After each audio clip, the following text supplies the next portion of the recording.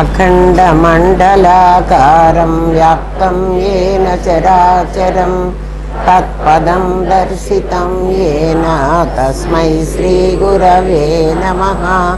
सदाशिवसमारम्भां शङ्कराचार्यमध्यमाम् अस्मदाचार्यपर्यन्तां वन्दे गुरुपरम्परां।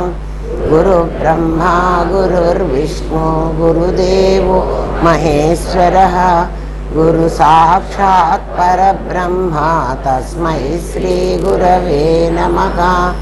नित्यानन्दं परमसुखदं केवलं ज्ञानमूर्तिं विश्वातीतं गगनसदृशं तत्त्वमस्यादिलक्ष्यम् एकं नित्यं विमलमचलं सर्वधी साक्षिरूपं भावातीतं त्रिगुणरहितं सद्गुरुं तं नमामि। ॐ सहना भवतु सहनौ भुनक्तु सह वीर्यं करवावहै तेजस्विनावधीतमस्तु मा विद्विषावहै। ॐ शान्ति शान्ति शान्तिः।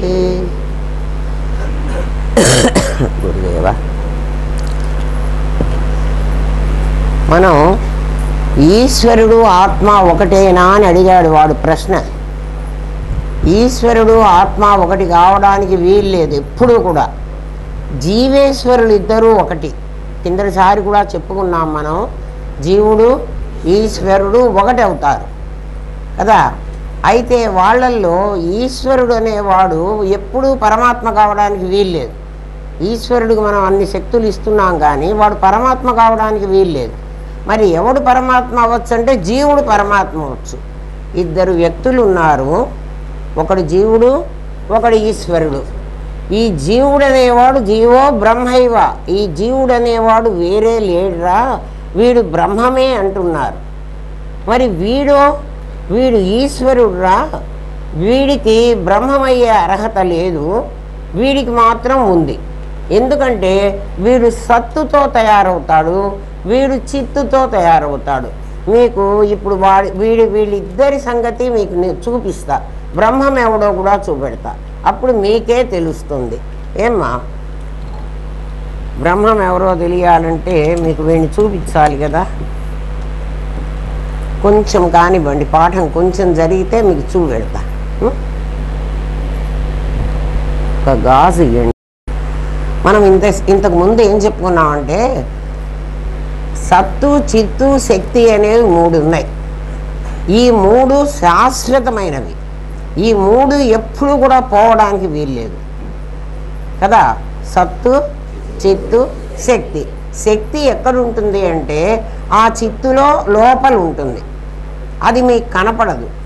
అది ప్రకటమైతే ప్రపంచంగా కనిపిస్తుంది, అది గుప్తమై ఉంటే అవ్యక్తంగా ఉంటుంది. ఒక అవ్యక్తమైనటువంటిది వ్యక్తమైతే అది మీకు ఎట్లా ఉంటుందంటే పాలల్లో వెన్న ఉంది కదా, పాలల్లో వెన్న నీకు కనపడదు. ఎప్పుడు కనపడుతుంది? పాలు కాచాలి, చల్లార్చాలి, తోడు పెట్టాలి, చిలకాలి కదా. పాలు కాచాలి, చల్లార్చాలి, తోడు పెట్టాలి, తోడు పెట్టినాక కదలకుండా కొంత టైం అట్టే పెట్టాలి, ఆ తర్వాత చిలకాలి. చిలికిన తర్వాత వెంటనే వస్తుందా? రాదు. అంటే 4 స్టేజెస్. ఇది కూడా అలాంటిదే. ఈ శక్తి కూడా ఆల్ ఆఫ్ ఎ సడన్ బయటికి రాదు కదా. అది బయటికి రావాలంటే పరమాత్మలో నుంచి అవ్యక్తమైన శక్తి వ్యక్తమై అంటే బయటకు వచ్చి, బయటకు రాగానే దాని రూపం అంటే అది కూడా శక్తి కదా. వాడు నిరాకారం, ఆమె నిరాకారమే. నా శక్తి ఎట్లుంటుంది? నేను 10 కేజీల బస్తా సంచి పైకి లేపానంటే నా శక్తిని చూపించండి. నా చెయ్యి చూపించగలరు, నా కండరాలు చూపించగలరు. ఇట్లా ఎత్తుతున్న పళ్ళు బిగిస్తే నేను అది ఎత్తలేక, అది ఆమె శక్తి ఉపయోగిస్తోంది అని మీరు అనుకుంటారు. కానీ నా శక్తి నిరాకారం. నిరాకారమైన శక్తి సాకారం అవ్వాలంటే, నిరాకారమైనటువంటి వెన్న సాకారం అవ్వాలంటే 4 స్టేజెస్ ఉన్నాయి మీకు. ఇది కూడా అలా సాకారం కావాలంటే అపంచీకృత పంచమహాభూతాలుగా కనిపించాలి కదా. అపంచీకృత పంచమహాభూతాలు, అపంచీకృతం, పంచీకృతం కాలే అవి. శక్తి నిరాకారం, అపంచీకృత పంచమహాభూతాలు అవ్వాలి. అక్కడి నుంచి అది పంచీకృతం కావడానికి మధ్యలో ఈ భూతాలన్నీ ఉన్నాయి చూడండి విడివిడిగా. అవి ఏమిటి అంటే పంచీకృతమైన పంచమహాభూతాలు. అపంచీకృతం, పంచీకృతం. పంచీకృతమైన తర్వాత పాంచభౌతిక దేహం కావాలి. ఈ దేహం లోపల అది ఆ శక్తి కనిపించాలి, అంటే ఈ దేహం ద్వారా కనిపించాలి.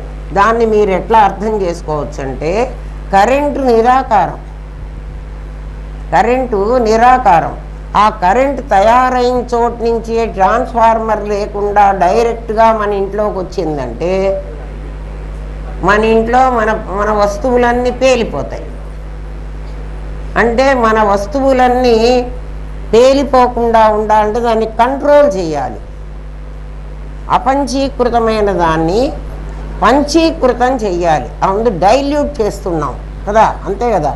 ట్రాన్స్ఫార్మర్ దగ్గర మనం ఏం చేస్తున్నాం, దాన్ని డైల్యూట్ చేస్తున్నాం. డైల్యూట్ చేశాక కూడా నీ ఇంట్లోకి వచ్చాక నీకు ఎంత వోల్టేజ్ నువ్వు వాడుకుంటున్నావో అంత కంట్రోల్లో నువ్వు అక్కడ పెడుతున్నావు. అది నిరాకారం. అది ఎప్పుడు సాకారమై నీకు, అది సాకారం కాదు అసలు. అది నీకు ఎప్పుడు కనిపిస్తుంది అంటే నువ్వు ఫ్యాన్లో పెట్టినప్పుడు, ఫ్యాన్లో కరెంట్ ఉంది, ఆ కరెంట్ ఏం చేస్తోంది, తిరగడం అనే పని చేస్తోంది. ఆ కరెంట్ ఏం చేస్తోంది, వెలగడం అనే పని చేస్తోంది. ఇంకో కరెంట్ ఏం పని చేస్తోంది, సౌండ్ని పంపిస్తోంది కదా. ఇప్పుడు ఈ సౌండ్ పంపిస్తున్నటువంటిది మైకా, కరెంటా? కరెంట్ లేకపోతే మైక్ పని చేయదు. కానీ కరెంట్ కాదు, మీరు కరెంట్ అన్నారు, మైక్. కరెంటు మైకుకి కావలసిన శక్తిని ఇస్తుంది. మైకు ఆ శక్తిని తీసుకుని ఇప్పుడు మైకుకి ఈ సౌండ్ని దూరంగా పంపించేది మైకు యొక్క ఉపాధి ధర్మం. మైకు ఉపాధి ధర్మం. కరెంట్ ఏం చేస్తోంది, ఈ ఉపాధిలో చేరి ఈ పని చేస్తోంది. అవునా? ఇది అర్థమైంది కదా. ఇప్పుడు మీకు ఈశ్వరుణ్ణి చూపెడతా, జీవుణ్ణి ఈశ్వరుణ్ణి మీకు చూపెడతా. మైక్ ఏమన్నారు మీరు, మైకులో చేరి ఈ సౌండ్ని దూరంగా పంపించగలిగింది. నేను మామూలుగా మాట్లాడుతున్నా, ఈ మాటల్ని ఆ చివరి వాళ్ళకు కూడా అందిస్తోంది. అందించగలిగిన శక్తి ఎవరికి ఉంది, ఈ మైకుకు ఉంది. ఈ మైకు ఉపాధి, ఈ ఉపాధికి ఈ ధర్మం ఉంది.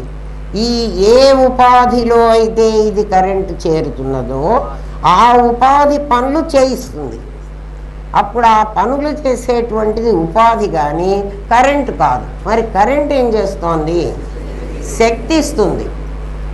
ఫ్యాన్లో తిరిగి గాలి ఇచ్చేటువంటి శక్తి ఇస్తుంది. కరెంటుకు సంబంధం లేదు. గాలి ఇచ్చింది ఎవరు, ఫ్యాన్. మనకు గాలి లేదనుకో ఫ్యాన్ వేయండిరా అంటాం. మనకు చీకటిగా ఉందనుకో లైట్ వేయండిరా అంటాం కదా. అంతేగాని కరెంటు వేయండిరా అన్నారు. మరి మీరు వెంటనే కరెంట్ అన్నారు. కరెంటులో శక్తి ఉంది, అది నిరాకారం అని మీకు తెలియడానికి కరెంట్ చెప్తున్నా. కరెంట్ ఆకారం ఎలా ఉంటుంది, నిరాకారంగా ఉంటుంది. నిరాకారమైంది డైరెక్ట్గా మన లోపలికి రావాలంటే కరెంటుని as it is without wire, copper wire మనం తెచ్చుకుందాం. తెచ్చుకోగలమా అంటే నిరాకారమైంది ఒక సాకారమైన దాంట్లో మాత్రమే ఇమడగలదు. అంత మాత్రం చేత సాకారమైన వస్తువే ఆ కరెంటుని దాని లోపల ఇది ఉంది అని అనటానికి వీల్లేదు. అది ఎక్కడుంది, దాని లోపల దాని వెలుపల కూడా ఉంది. కేవలం ఆ వైర్లోనే కాదు. కరెంట్ ఎక్కడుంది, ఆ వైర్లో మాత్రమే ఉందా కదా. కానీ ఆ వైర్లో కూడా ఉంది. ఇప్పుడు పరమాత్మ యొక్క శక్తి, పరమాత్మ అనేవాడు ఒకడు ఉన్నాడు, వాడి పేరు సచ్చిత్తులు. వాడికి సత్తు చిత్తు అనే 2 శక్తులు ఉన్నాయి. వాళ్ళ లక్షణాలు అవి. ఏమా ఆ సత్తు ఈ రకంగా మారాలి, మనకు కనిపించాలి. సత్తే అనేక రకాలైన అపంచీకృత, అందులో నుంచి ఒక శక్తి ఉంది కదా, ఆమెనే మనం అమ్మవారు అంటున్నాం. ఆ శక్తిని అమ్మవారు అంటున్నాం. ఆ చిత్తుని అయ్యవారు అంటున్నాం. అయ్యవారు అమ్మవారు కలిసి ఉంటారు. అదే అర్ధనారీశ్వర తత్వం. శివుడు సగం సగం, పార్వతి అంటే సినిమాలో వేసినట్టుగా ఇక్కడి వరకు వేసి ఇక్కడంతా శివుణ్ణి పెట్టి ఈ తట్టంతా పార్వతిని పెట్టి అట్లా ఉండదు. సచ్చిత్తులు కలిసే ఉంటాయి. ఆ సచ్చిత్తుల్లో నుంచి శక్తి బయటకు వస్తుంది. అంటే చిత్తులో నుంచి శక్తి బయటకు వస్తుంది, సత్తులో నుంచి కూడా శక్తి బయటకు వస్తుంది. అంటే సత్తులో కూడా ఒక శక్తి ఉంది, అవ్యక్తంగా ఉంది. చిత్తులో కూడా ఒక శక్తి ఉంది. ఆ శక్తి, ఆ అవ్యక్తమైన శక్తి ఎలా వస్తుంది అంటే దాంట్లో నుంచి అది ఎప్పుడైతే బయటపడిందో అంటే పాలు కాచిన తర్వాత వెన్న పార్టులాగా, వెన్న కాదు మీగడ పార్టులాగా పైకి ఒక భాగం వస్తుంది. ఆ భాగం వచ్చి ఏం చేస్తుంది, ఆ పాలనే కప్పేస్తుంది. పాలని కప్పేస్తుంది కదా మీగడ. అది ఎక్కడి నుంచి వచ్చింది? పాలల్లో నుంచే వచ్చింది. అంటే పాలల్లో అవ్యక్తమైన శక్తి వ్యక్తమైంది. అవునా? అంతవరకు అర్థమవుతోంది కదా. అట్లాగే పరమాత్మలో సత్తులో ఉన్న శక్తి వ్యక్తమవుతుంది. వ్యక్తమై అపంచీకృత పంచమహాభూతాలుగా తయారవుతుంది కదా. అపంచీకృత పంచమహాభూతాల నుంచి పంచీకృతమైన పంచమహాభూతాలు కావాలి. పంచీకృతమైన అంటే, అపంచీకృతం అంటే అవి విడివిడిగా ఉంటాయి. ఆకాశము, వాయువు, అందులో కేవలం ఆకాశమే ఉంటుంది, వాయువే ఉంటుంది, ఇంకా ఇందులో కాంపౌండ్ ఉండదు. అర్థమవుతుందా? అపంచీకృతం అంటే అది ఎట్లా ఉంటుందంటే ఒక రంగులో నుంచి మరొక రంగు బయటికి వచ్చేటప్పుడు, రంగుల వాళ్ళ దగ్గరికి వెళితే తెలుస్తుంది. ఒక కలర్ ఉంటుంది, రెండో రంగు మొదలయ్యేటప్పటికి దానిది కొంత దీనిది కొంత ఉంటుంది. అట్లా రెండు కలిసిన రంగులు. ఆ తర్వాత ఇంకా కిందికి వచ్చేటప్పటికి దీని అసలు రంగు కొంత మేర ఉంటుంది. మళ్ళీ ఇంకొక రంగుని అక్కడ కలుపుతాడు. కలిపినప్పుడు ఏమవుతుంది? దీనిది కొంత దానిది కొంత, పైది రాదు. మళ్ళీ దీని తాలూకు కలర్ కొంత ఉంటుంది కదా. ఆ తర్వాత మళ్ళీ ఇంకొక రంగు వస్తుంది. అట్లా ఆకాశము, ఆకాశాద్వాయు, వాయోరగ్ని, అగ్ని అభ్య పృథ్వీ, ఇట్లా అపంచీకృత పంచమహాభూతాలు 5 వస్తాయి. దాంట్లో నుంచి పంచీకృతమైన పంచమహాభూతాలు. ఇప్పుడు మన గాలి ఉందనుకోండి, ఇక్కడ గాలే ఉందనుకుంటున్నారు. ఇందులో ఆక్సిజన్ ఉంది, కార్బన్ డైఆక్సైడ్ ఉంది కదా, ఇంకా ఏవేవో హీలియంలు, ఇంకా ఏమేమి ఉన్నాయో అంత కెమిస్ట్రీ నేను చదువుకోలే కదా. మీరు చదువుకుంటే మీకు తెలుస్తుంది. అంటే ఇవి పంచీకృతమైనవి. పంచీకృతమైన వాటిల్లో ఏమేమి ఉన్నాయి? ఆకాశంలో ఉన్నది. ఇప్పుడు మన ఈ ఆకాశం ఉంది, ఇదంతా ఆకాశం. ఈ ఆకాశంలో ఏముంది? గాలి ఉంది. ఇందాక అట్లా లేదు. ఇందులో గాలి ఉంది, ఇందులో ధూళికణాలు ఉన్నాయి కదా, ఇందులో వేడి ఉంది. మీకు వేడి ఉంది చూడండి. వీటిని పంచీకృత పంచమహాభూతం అనాలి. అవి అపంచీకృత పంచమహాభూతం, ఇవి పంచీకృతమైన పంచమహాభూతాలు. దానిలో నుంచి మన శరీరము అనేటువంటిది పాంచభౌతికము. ఇది 5 భూతాలతో తయారైంది. అంటే ఈ పంచీకృతమైన పంచమహాభూతాల్లో నుంచి 5 భూతాలతో తయారైంది మన శరీరం. దీంట్లో పృథ్వీతత్వం ఉంది, జలతత్వం ఉంది. మీకే తెలుసు, పృథ్వీతత్వం కాస్త ఇట్లా మంతా మీరంతా స్నానం చేసి పరిశుభ్రంగా వచ్చారు, అయినా కాస్త ఇట్లా నలపండి. మట్టి ఉందా లేదా? మనం ఏమన్నా మట్టిలో ఆడుకొని వచ్చామా? కాదు, మన శరీరమే మట్టి. ఇందులో పృథ్వీతత్వం ఉంది, జలతత్వం ఉంది. మీకే తెలుసు, మన కన్నీళ్ళు, మన ముక్కు చీమిడి, మన చెవిలో గుబిలి కదా, మన మూత్రము, మన రక్తము కదా, ఇవన్నీ జలతత్వం. ఇవన్నీ ఎలా వచ్చాయంటే ఈ పంచీకృతమైన పంచమహాభూతాల్లో నుంచి వచ్చాయి. ఎట్లొచ్చినాయండి నాకు అంటే ఆదాన ప్రదానం చేసుకుంటున్నాం. మనం దాని నుంచి తీసుకుంటున్నాం, మళ్ళీ దానికి ఇస్తున్నాం. ఇదివరకే మనం చెప్పుకున్నాం ఆ సంగతి కదా. సత్ విశేషమంతా ఇట్లా తయారైంది. ఇది జడం, దీంట్లో అవ్యక్తంగా శక్తి ఉంది. ఇక చిత్తు ఏమైందంటే చిత్తు ఇప్పుడు జీవుడుగా కావాలి. వాడు అన్నమయ్యి, అన్నంలో ఓషధులయ్యి, ఓషధులో నుంచి శుక్రమై, ఇదివరకు చెప్పాను మీకు. దాంతో ఒక తల్లి గర్భంలో ఒక బిడ్డ తయారవుతున్నాడు కదా, వాడు సీడ్ అవుతున్నాడు, వాడు విత్తనం. క్షేత్రమైంది తల్లి శరీరం అవుతోంది. ఇందులో నుంచి ఆ తల్లి తిన్న ఆహారం వల్ల అపంచీకృతమైన పంచభూతాలు కాకుండా పాంచభౌతికమవుతున్న పంచీకృతమైన దాంట్లోంచి మన శరీరం ఎట్లా తయారైంది, అట్లా తయారైంది. అందులో లోపల ఒక పరమాత్మ జీవుడు అనే రూపంలో వాడిని జీవుడు కాదు, పరమాత్మే ప్రవేశించాడు. జీవుడు ఎక్కడ వస్తాడో ఇప్పుడు చెప్తా. అందులో ప్రవేశించిన వాడెవడు? పరమాత్మే. పరమాత్మే కాబట్టే వాడు జీవుడు అవడానికి అవకాశం ఉంది, లేకపోతే కాదు. ఇందాకటి నుంచి వచ్చింది అట్లాంటిది కాదు. ఇందాకటి నుంచి వచ్చింది ఏమిటి? అది జడం, అది విభాగమైంది. వీడు విభాగం కాడు, వీడు ఒకడే, ఏకం కదా. అది 99 అయితే వీడు ఒక్కడు. ఈ ఒక్కడు చేరిస్తే వీడు పూర్ణం చేసే శక్తి వీడికుంది. ఏ ఒక్కడు 99లో చేరిస్తే దాన్ని 100 చేస్తాడో ఆ ఒక్కడు ఆ పరమాత్మ. వాడు ఇంకొకటితో కలవడానికి వీల్లేదు. వాడు నిరాకారం, నిరంజనం, నిరవయవం, వాడి పేరు అది. వాడు ఈ శరీరంలో ప్రవేశించాడు. అంటే వాడు ఎలా ఉన్నాడు అంటే నేను నేను అనే రూపంతో నీ లోపల ఉన్నాడు. వాడేమన్నాడు? వాడికి ఒక్కడికే నేను అనగలిగిన అధికారం ఉంది. ఇంకెవ్వడు నేనంటానికి వీల్లేదు. మరి వీడేమనాలి? ఇది నాది అవ్వాలి కదా. ఎందుకని దీన్ని నాది అన్నానంటే నేనుకు ఎగ్నిస్ట్గా ఏది ఉంటే అది నాది కదా. కొన్ని నాకు దగ్గరలో ఉండొచ్చు, కొన్ని దూరంలో ఉండొచ్చు. నాకు దగ్గరలో ఉన్నది నా శరీరం, నా ఎముకలు, నా కండరాలు, నా రక్తము, నా మాంసము కదా. ఇదంతా నేనుతో విడదీయడానికి వీలు లేకుండా కలిసి ఉంది. దీన్ని విడదీయాలంటే నాకు చేత కాదు కదా. నా లోపల ఉన్న నేనుతో నా నాదిని కలపకుండా విడదీయాలంటే నేను నాదిని వేరు చేయి అంటే వేరు చేయడానికి వీలు లేదు. ఇంపాసిబుల్ అయింది. నిన్ను పాసిబుల్ చేయమంటాడు. ఎట్లా చేయగలవు? ఎందుకని? నేను అనేవాడు ఎవరితో కలవడు, వాడు ఒక్కడే ఉంటాడు కదా. నాది అనేది ఇది అని చెప్పాను.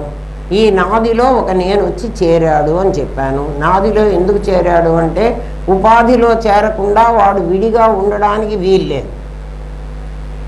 ఉపాధిలో చేరకుండా వాడు విడిగా ఉండడానికి వీల్లేదు. ఇప్పుడు జీవుణ్ణి ప్రవేశపెడుతున్నా, జాగ్రత్తగా చూడండి. జీవుడు ఎలా వచ్చాడంటే ఈ నాదితో కలవకుండా ఉండమని నేను వేరే పెట్టి నాదిని వేరే పెట్టాం కదా. నేను వేరే, నాది వేరే. జాగ్రత్తగా వినండి. మనం ఏం చేసామంటే నేనును వెనకకి పంపించేసి నాదిని నేను చేసాం. నాది నిజంగా నేను కాదు.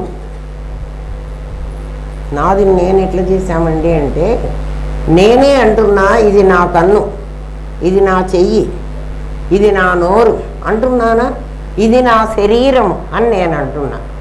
మీరు అమ్మ మీరు ఇప్పుడు క్లాస్కి వస్తారా అని అడిగారంట అనుకోండి. నేను రాను అంటారు. ఎవరిని క్లాస్కి వస్తారా అని మీరు అడిగారు? నాదిని అడిగారు. నేనేమన్నాను? నేను రాను, లేకపోతే నేను వస్తాను. నేను చేశాను. నా అసలు నేనేం చేశాను? పైగా నేను తప్పించుకోవడానికి ఎట్లా మాట్లాడతానంటే, నేను వస్తానని చెప్పాను కదమ్మా అంటే నేను వస్తానని చెప్పాను కదా, నిజంగా నా సెన్స్ అది కాదు. నా నాదిని నేను చేశాను. అర్థమవుతోందా అమ్మా? ఎప్పుడైతే నాదిని నేను అన్నావో ఆ నేను జీవుడు. నిజంగా జీవుడు లేడు మనకు. నువ్వేం చేశావు? నాదిని నేనన్నావు. ఇప్పుడు నాది మీద నేనును ఆరోపించావు, దాన్ని ఆరోపితం అంటాం. అర్థమవుతోందా? నాదిని ఏం చేశావు? నాదిని నేనన్నావు. నువ్వు ఎన్నిసార్లు అంటున్నావో ఒక్కసారి ఆలోచించు. నువ్వు ఏ పని చేస్తున్నా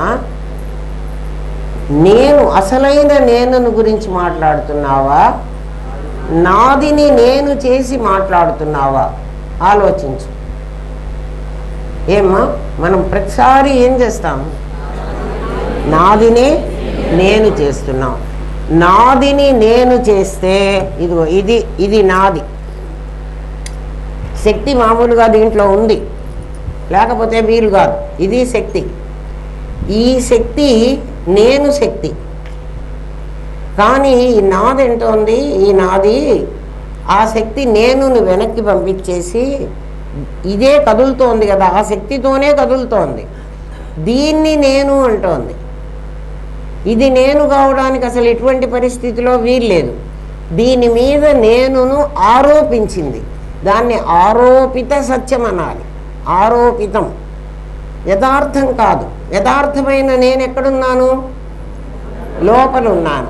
ఆ నేను ఎట్లా ఉంటానో మీకు మళ్ళీ చూపిస్తా. ఆ నేను చూసి ఈ నాదిని కూడా చూడండి. మీరు భూమిని చూసారా? భూమి ఎలా ఉంది? గోళాకారంగా ఉంటుంది.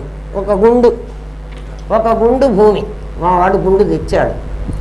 ఒక గుండు, ఇది భూమి అనుకోండి కాసేపు. ఈ భూమి మనకు పైకి కనబడుతున్న భూమి జడం. ఇది కూడా పంచభూతాత్మకమే. ఇందాక నేను సత్తని అన్నానే, అదే ఇది. 5 భూతాలు దీంట్లో ఉన్నాయి. పైకి మీకు మట్టి కనిపిస్తుంది. ఈ మట్టి లోపల కొంచెం తవ్వితే మనకు బోరేస్తే ఏమొస్తున్నాయి? మరి దీని లోపల నీళ్లు ఉండకపోతే నీళ్ళు ఎట్లా వచ్చినాయి? బోరేసుకుంటే నీళ్ళు వస్తున్నాయా? ఇంకా కాస్త లోపలికి తవ్వుకో, అక్కడ మ్యాగ్మా అనేటువంటి ఒక ఫైర్, నిప్పు ఉంది. ఇది కనపడదు. ఈ భూమి లోపల జలముంది, ఆ లోపల అగ్ని ఉంది. ఆ అగ్ని మండాలంటే వాయువు కూడా ఉంది.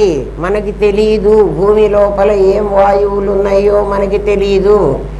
ఇవన్నీ ఉండాలంటే ఒక ఆకాశం ఉండాలి.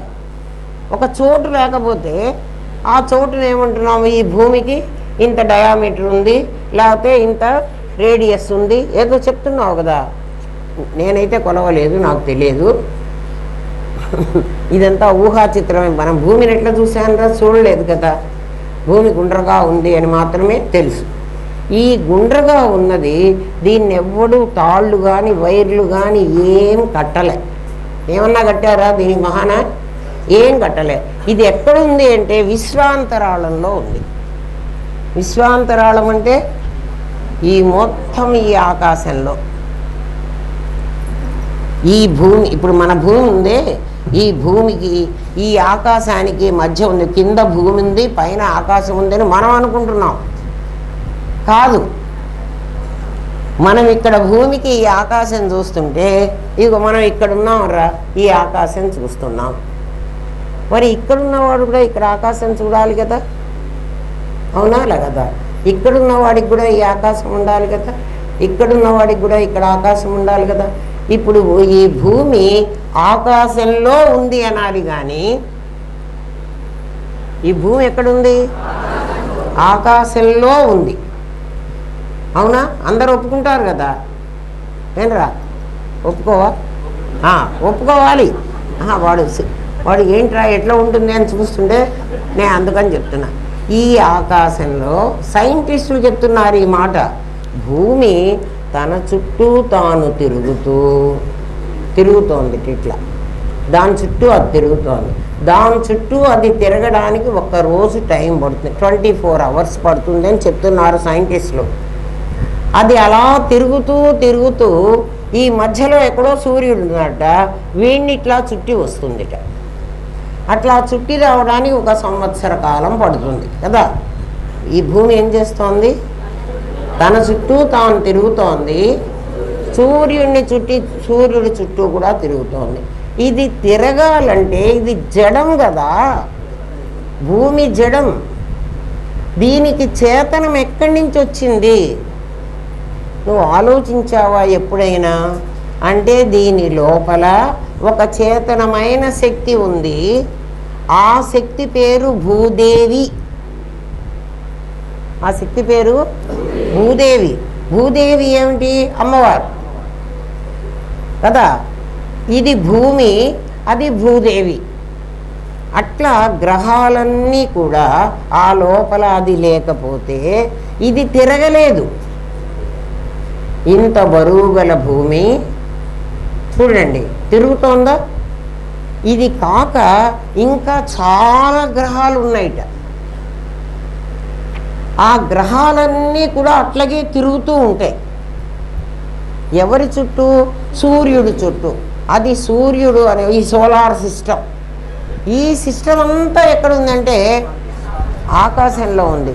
మనం ఇక్కడ ఏదైనా ఒక వస్తువు పెట్టాలంటే కింద నేల లేకపోతే ఈ టేబుల్ ఉండదు, ఈ టేబుల్ లేకపోతే ఈ ఫ్యాన్ ఉండదు, ఈ ఫ్యాన్ లేకపోతే ఈ పుస్తకం ఇక్కడ పెట్టడానికి వీలు లేదు. అంటే మనం భూమి మీద ఇవన్నీ పెట్టుకోగలం. ఇటువంటి భూమి తనకు తాను విశ్వాంతరాళంలో తిరుగుతోంది. ఆ తిరగాలంటే దాని లోపల ఒక శక్తి ఉండాలి. ఆ శక్తి పేరు భూదేవి. ఆమెకు అమ్మవారిని పేరు పెట్టేసుకున్నాం మనం కదా. అందుకనే భూమికి దండం పెట్టుకుంటున్నాం. తెల్లవారు లేచి కరాగ్రే వసతే లక్ష్మి, కరమధ్యే సరస్వతి, కరమూలేతు గోవింద, ప్రభాతే కరదర్శనం. తర్వాత సముద్ర వసనే దేవి, పర్వతస్థన మండలి, విష్ణుపత్ని. ఈమెకు విష్ణుపత్ని అన్నాం, విష్ణువు గారి భార్యట. ఎందుకు విష్ణువు భార్య అన్నారంటే విష్ణువే పోషణకర్త. ఆయనకి భూదేవి శ్రీదేవి అని 2 భార్యలు. అంటే ఒక పంట పండించాలి, ఆ పంట పండింది మనకి తినడానికి తిండి, మనం ఉండడానికి ఇల్లు, ఇది కూడా ధనమే కదా. కాబట్టి ఆయనకి 2 భార్యలు అంటే వాళ్ళు కదా, వాళ్ళు పోషిస్తున్నారు మన్ని. విష్ణుపత్ని నమస్తుభ్యం. అమ్మ పాదస్పర్శం క్షమస్వమే, కాలు పెడుతున్నానమ్మా నీ మీద. అంటే ఏం భూమి మీద కాలు పెడితే వాళ్ళు దేవుళ్ళు లేరు దేవుళ్ళు లేడు అని నాస్తికులు అంటారు కదా. మరి దేవుళ్ళు లేకపోతే ఆ భూమి ఎలా తిరుగుతోంది కదా. దేవుడు అంటే శంఖచక్రాలు పట్టుకున్న దేవుడు కాదమ్మా, విష్ణువు కాదు. మీరు వాణ్ణి విష్ణువు అంటారు. నా శక్తిని నేను ఆ భూమిలో తిరిగే శక్తి ఏదైతే ఉందో అది, ఆ శక్తి వల్లే ఆ భూమి తిరుగుతోంది కదా. ఆ తర్వాత ఆ గ్రహాలన్నీ తిరుగుతున్నాయి, సూర్యుడి దాకా. వాటిల్లో కూడా అలాంటి శక్తే ఉంది, అవి తిరుగుతున్నాయి. మనం వాటిని చూడలేదు కాబట్టి వాటికి దండం పెట్టాం కదా. పైగా ఇంకోటి ఏమిటంటే ఆ గ్రహాలు మనని పీడిస్తాయని కూడా చెబుతున్నారు. ఎవరిని ఎవడు పీడించడ్రా. మరి అయితే జ్యోతిష్ శాస్త్రం అంతా తప్ప అండి అంటే నిప్పుకు దగ్గరలోకి వెళితే ఏమవుతాయి? కాలుతుంది. అట్లా ఆ గ్రహం వీక్షణ మన మీద పడితే మనకేదో బాధలు వస్తాయి. ఎవరికి వస్తాయి? నాదికే, నేను కాదు. సూర్యనారాయణమూర్తి, సూర్యుడు అక్కడ మండుతున్న అగ్నిగోళం మనకే తెలుసు అందరికీ కదా. అక్కడ ఏ ఏ వాయువులు అవి 2 కలిసి అంత మండిపోతున్నాయో మనం చెప్పుకున్నాం. మరి సూర్యనారాయణుడు అంటున్నారు, వాడెవడు? వాడు ఆ లోపల ఒకడున్నాడు, నిరాకారమైన వాడు. నిరాకారమైన ఒక శక్తి లోపల ఉంటుంది కదా. అది దీన్ని తిప్పుతున్నది. లేకపోతే నిరంతరం వాడు ఇట్లా మండుతున్నాడు. ఆ గాలులైన ఒక చోట కేంద్రీకృతమై ఎట్లా ఉన్నాయి కదా, ఉన్నాయి కదా. సూర్యుడు అనేవాడు గ్రహము, సూర్యనారాయణుడు అనేవాడు భగవంతుడు కదా, దేవుడు. ఆ నారాయణుడు ఎక్కడున్నాడు? సచ్చిత్తులలో ఉన్న శక్తి సూర్యుడిలో చేరితే కదా దాని పేరు ఈశ్వరుడు. ఇప్పుడు భూమిలో ఉన్న శక్తి, సూర్యుడిలో ఉన్న శక్తి, గ్రహాల్లో ఉన్న శక్తి, నీ లోపల ఉన్న శక్తి, నీ వక్షాల పరవ్వని కొంచెం సేపు నానబెట్టిన తర్వాత పిండి వాలలేదు అంటారే, అది వాలాలి. ఆ వాలే శక్తి ఒకటే శక్తి కదా. పిండి వాలకపోతే వక్షం రాదు కదా. అంటే ఎప్పుడు వాగుతుంది? కొంచెం సేపు ఉంచు, పాలని తోడు పెట్టాక కదల్చకుండా ఉంచు, అప్పుడే అది వస్తుంది. ఇప్పుడు ఈశ్వరుడు ఎవడో మీకు చూపెడతా. ఈ గాజు చూడండి, మీరేమంటారంటే ఇది రాళ్ల గాజు అంటారు, అవునా? తెల్ల రాళ్ల గాజు. నేను తెల్ల రాళ్ల గాజులు చేయించుకున్నా, అంతేనా? నేనంటాను ఇది బంగారం అంటాను, మీరేమో గాజు అంటున్నారు.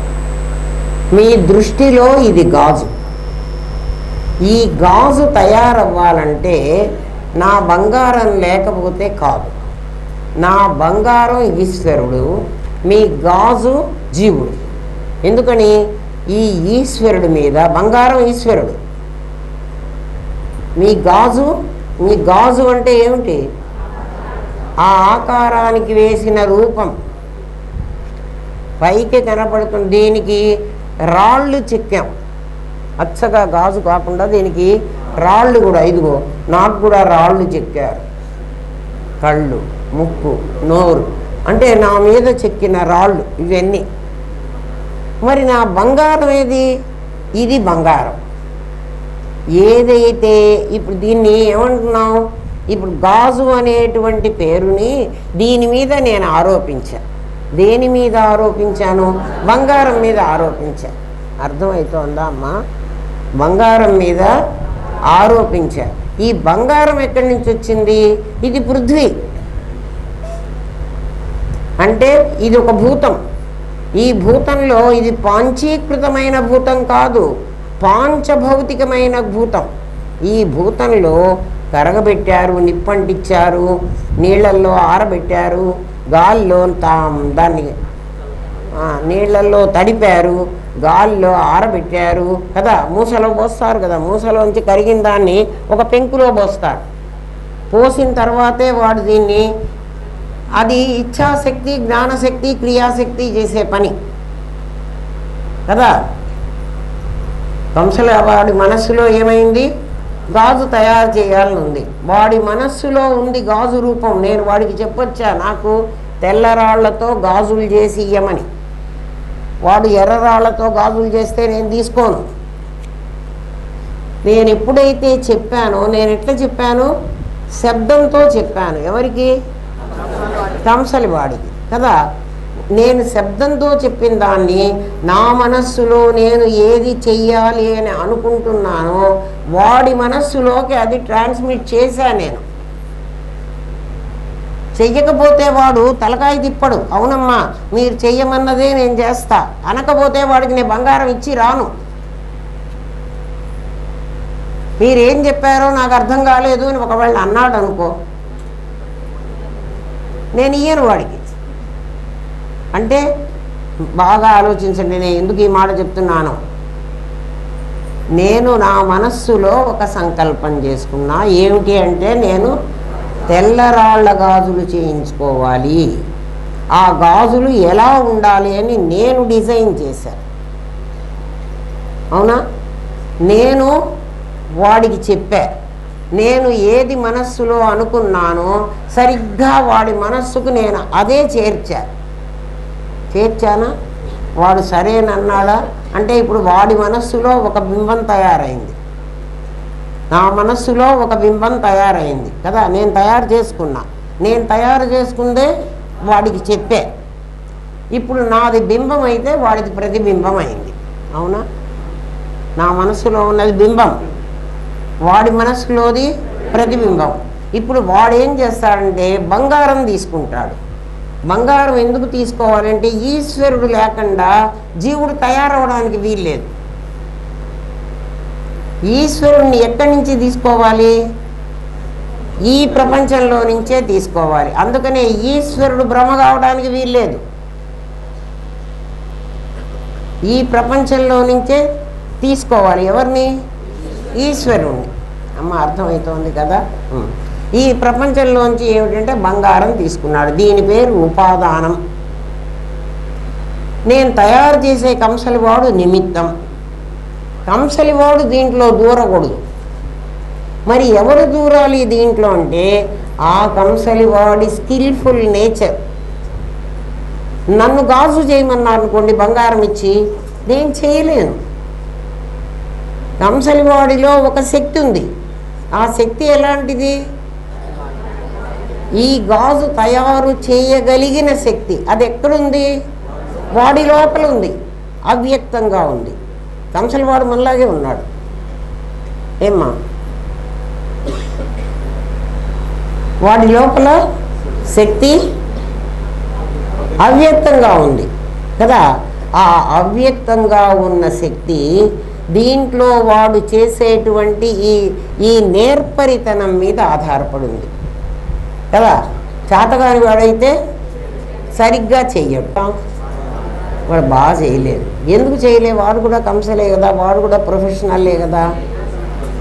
ఆ నేర్పరితనం, వాడి శక్తిని వాడు సరిగా ఉపయోగించాల. ఇప్పుడు వాడు ఆ శక్తిని దేని మీద ఉపయోగించాలంటే ఈ ఉపాదానం మీద ఉపయోగించాలి, ఈ బంగారం మీద. ఈ బంగారానికి కూడా ఒక శక్తి ఉండాలి, ఈశ్వరుడికి కూడా ఒక శక్తి ఉండాలి. ఏమిటంటే వాడు సాగమంటే వీడు సాగాలి. నేను సాగను అని కూర్చున్నాడు అనుకో, శక్తి ఎలా ఉంటుందో ఎక్కడ ఉంటుందో మీకు చెప్తున్నా. మీకు ఈ శక్తి తెలియదు కదా. ఈశ్వరుడి శక్తి, భూమిలో శక్తి ఎట్లాగైతే లోపల ఉండి భూమిని తిప్పుతున్నదో, సూర్యనారాయణమూర్తిలో శక్తి ఏదైతే ఉండి సూర్యుడిని మండిస్తున్నదో, అన్ని భూతాలు అంతే. గాలిలో వీచే శక్తి ఉంది. అది లోయర్ ప్రెషర్ ఎక్కడ ఉంటే ఆ హయ్యర్ ప్రెషర్ నుంచి అదే పోతుంది. ఎవరన్నా నెట్టుతున్నారా వాడిని కదా. ఆ శక్తి ఎక్కడ ఉంది అంటే వాళ్ళు అవ్యక్తంగా ఉండాలి. తెలుస్తోందా? ఆ అవ్యక్తంగా శక్తిని దాచుకున్నటువంటి బంగారాన్ని, ఉపాదానాన్ని తీసుకుని వీడి మనస్సులో ఒక ప్రతిబింబం ఉంది. ఆ ప్రతిబింబాన్ని దీని మీద పెట్టి వాడి నేర్పరితనంతో దీన్ని తయారు చేస్తాడు. ఇప్పుడు ప్రతిబింబ రూపం దీని మీద ఆరోపించాడు. దాన్ని ఆరోపితం అనాలి. ఎవరి మీద ఆరోపించాడు? ఆ బంగారం మీద ఆరోపించాడు. ఎవరి మీద ఆరోపించబడిందో దాన్ని ఏమంటామంటే కారణం అంటాం. ఈ కారణం వల్ల ఈ కార్యం వచ్చింది. అప్పుడు కారణం ఈశ్వరుడు, కార్యము జీవుడు. కార్యము అంటే గాజు రూపం పొందిన గాజు అనే పేరు మాత్రమే ఈశ్వరుడు, జీవుడు. ఇది అర్థమైందా? ఇప్పుడు బ్రహ్మను చూపిస్తా. దీంట్లోనే నీకు పరమాత్మను చూపించాలి కదా. జీవేశ్వరులు ఇద్దరు ఉన్నారు. ఈశ్వరుడు గాజు, వీడు ఈశ్వరుడు అట్లాగే ఉంటాడు. జీవుడు ఏమైపోతాడు? కావాలంటే మారుతూ ఉంటాడు కదా. జీవుడు అయిపోతే బ్రహ్మం కూడా అవ్వచ్చు కదా. ఈశ్వరుడు కాడు. ఎందుకని? ఈశ్వరుడు ఉపాదానంగా ఉంటాడు కదా. ఈ ఉపాదానం ఏమైపోతుందంటే ఈశ్వరుడు ఎప్పుడు పోతాడో చెప్తా. భూమి ఆపస్సులో, ఆపస్సు తేజస్సులో, తేజస్సు వాయువులో, వాయువు ఆకాశంలో. అసలు ఈశ్వరుడు ఎట్లా వచ్చాడంటే ఆకాశంలో నుంచి వాయువు, వాయువులోంచి అగ్ని, అగ్నిలో నుంచి వచ్చావు కదా. అక్కడ వాయు రూపంగా ఆ తర్వాత అగ్ని రూపంగా, ఆ తర్వాత జల రూపంగా, ఆ తర్వాత సొలిడిఫై అయిన భూమి రూపంగా ఉపాదానమై కూర్చున్నాడు, గడ్డగట్టి కూర్చున్నాడు కదా. కొన్ని సాలిడ్గా, కొన్ని లిక్విడ్గా, కొన్ని గ్యాసెస్గా, ఆకాశంగా కాదు. ఆకాశం అంటే అన్నిటికీ ఖాళీ అవకాశం ఇవ్వాల్సిందే. అట్లా ఉపాదానము మళ్ళీ పరమాత్మలో లయమవుతుంది అంటే వీటి నామరూపాలు పోగొట్టుకుంటుంది. ఎట్లా పోగొట్టుకుంటుంది? పృథ్వీ ఆపస్సులో కలిసినప్పుడు మట్టి లేదు అంటే మట్టిని పోగొట్టగలిగిన శక్తి ఎవరికి ఉంది? జలానికి ఉంది. అందుకని మనం ఏం చేస్తున్నాం? కాళ్ళకు మట్టి అంటితే, బురద అంటితే నీళ్లు పెట్టి కడుక్కుంటున్నాం కదా.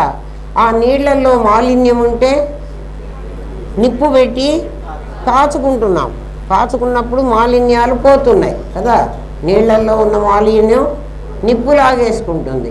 అట్లా ప్రళయం వచ్చినప్పుడు ఇవన్నీ వీటి పరమాత్మలో లయం కావు. ఏమవుతాయి? అవి లేకుండా పోతాయిరా. ఎట్లా లేకుండా పోతాయి? భూమి నీళ్లలో పోతుంది, నీళ్లలో కరిగిపోతుంది, నీళ్ళైపోతుంది. ఆ తర్వాత నీళ్లలోంచి నిప్పొచ్చి నీళ్ళనంతా ఆవిరి చేసేస్తుంది, నీళ్లు లేవు. అట్లా భూమి లేదు. ఇవన్నీ కూడా ఎవడికి వాళ్ళు లయమైపోతారు కానీ పరమాత్మలో కలవరు. మరి జీవుడు ఆరోపితమైన వాడు, వీడు కేవలం ఆలోచనతో వచ్చినవాడు. ఎట్లా ఆలోచన వచ్చింది? నేను ఒక సంకల్పం చేశాను. ఏం సంకల్పం చేశాను? నేను రాళ్ళ గాజు చేయించుకోవాలి. ఇది నా వాసనేనా? నా వాసనని నేను రూపం ధరింపజేసుకున్నాను. వాడు గాజు తయారు చేసి నాకు ఇచ్చాడు కదా. అట్లా నా వాసన రూపం ధరించింది. ఈ బంగారం కరగబెడితే ఈ వాసన పోతున్నది, అంతేనా? వాసనే నేను గాజు రూపం ధరించి నేను చేతికేసుకున్నాను. కొంతకాలం అయిన తర్వాత నాకు గాజులు నచ్చలే, కరగబెట్టాను. ఇప్పుడు ఉంగరం చేయించుకున్నాను. ఇప్పుడు ఏమైంది? గాజు పోయింది. గాజు ఎక్కడికి పోయింది? గాజు అసలు లేనే లేదు కదా. గాజు లేనే లేదు. నా వాసనే గాజు రూపం ధరించి వచ్చింది. మళ్ళీ నా వాసన నా లోపలికే వెళ్ళిపోయింది. నేనే కదా సంకల్పం చేశాను గాజు కావాలి అని. మళ్ళీ గాజు అక్కర్లేదని కూడా, అంటే కొన్నాళ్ళు నేను వేసేసుకున్నాను, ఇంకా ఇది నాకు వద్దనుకున్నాను. ఇప్పుడు గాజు పుట్టింది, గాజు చచ్చిపోయింది. అవునా కదా? నా వాసన పుట్టింది, నా వాసన నాలోకి చేరింది. అది పుట్టడానికి వస్తువు కాదు కదా, వాసనే కదా పుట్టింది. నా వాసన పుట్టింది, నా వాసన మళ్ళీ నా లోపలికే చేరింది. కాబట్టి వాసన రూపంగా ఉందని మళ్ళీ మీరు ఎట్లా చెప్తారండి? ఈ గాజు నేను కరగబెట్టినా, నేను మళ్ళీ ఒకసారి అప్పుడెప్పుడో నేను గాజులు చేయించుకున్నాను, రాళ్ల గాజులు ఇట్లా ఉండేవి అంటే ఇప్పుడు నాకు కనపడుతున్నదా, కనపడటం లేదా? ఇది నా వాసన. ఈ వాసన నిరాకారం, మళ్ళీ దానికి ఆకారం లేదు. అది ఎక్కడ ఉంటుంది? మళ్ళీ నా లోపలే ఉంటుంది. నా లోపల అంటే పరమాత్మ లోపలే. ఇప్పుడు పరమాత్మ ఎక్కడ ఉంటాడో, ఇప్పుడు ఈశ్వరుడు జీవుడు తెలిసారుగా. జీవుడు నిజంగా ఉన్నవాడు కాదు, ఈశ్వరుడు ఉన్నవాడే. ఈశ్వరుడికి కొంచెం కూడా జీవుల్లాగా నాది అనేటువంటి భావన ఉండదు. గాజు గారా అంటే గాజు అవుతానంటాడు, ఉంగరం గారా అంటే ఉంగరం కూడా అవుతానంటాడు. అయ్యో నా గాజును పోగొట్టావా, నాకు ఉంగరం చేసావా అని వాడు అడగడు. ఎవడికి ఉంటుంది ఈ భావన? జీవుడికి ఉంటుంది కదా. జీవుడు అయ్యో నేను పోయినానే, నేను పుట్టానే, నేను చచ్చానే అంటాడు. అర్థమవుతుందా? గాజు పుట్టింది, గాజు చచ్చిపోయిందా? మరి ఏమైంది? బంగారంలో కలిసింది. అంతే కదరా. దీన్ని కరగబెడితే గాజు రూపం పోతుంది, బంగారంలో అంటే గాజు పోయింది అంటే నువ్వేమనవు, కానీ బంగారం పోయిందంటే బతకని ఇవ్వాలి.